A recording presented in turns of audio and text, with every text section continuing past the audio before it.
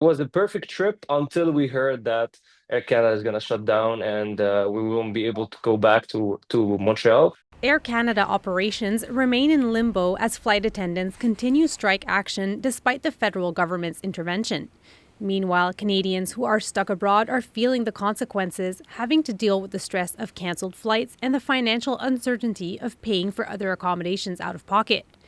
This is certainly the case for newlywed Joseph Beyrouthy and his family, who have been stuck in Lebanon after their flight was cancelled on Saturday. We were very stressed. We had no idea what to do, especially we're stuck here. We're staying in a hotel. We're paying fees for hotel. We're paying fees to go out to eat. To everything is paid. We're not home.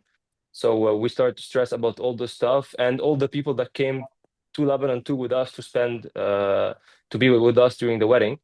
A lot of people are stuck here too. It's a very stressful situation. Beyrouthi says he's had to pay $200 per day to stay in a hotel until he can get on his flight with Qatar Airways, which isn't until Wednesday. My wife and I, we start working Monday, so we're gonna lose 3 days of work.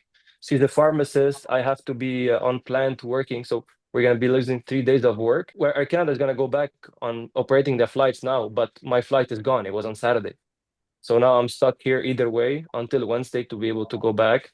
We had arranged a different flight. Now we have to go back through a different route, take longer layovers, do multiple layovers to go back to Montreal. And finding an alternative flight proved to be a nightmare for Beyrouthi, who says reaching Air Canada employees was a challenge on its own, though they were eventually able to help him. We were not able to reach agents in Air Canada to contact them to tell them, okay, book me something else to go back.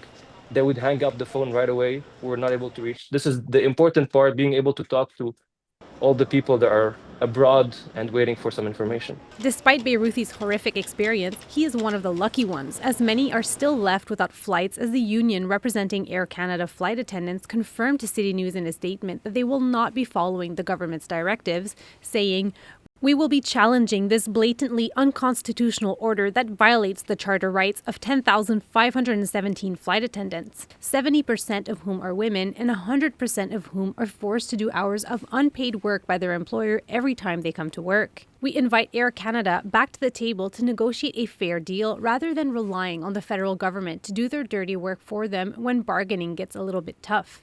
We remain on strike. We demand a fair negotiated contract and to be compensated for all hours worked." In Montreal, Corinne Boyer, City News.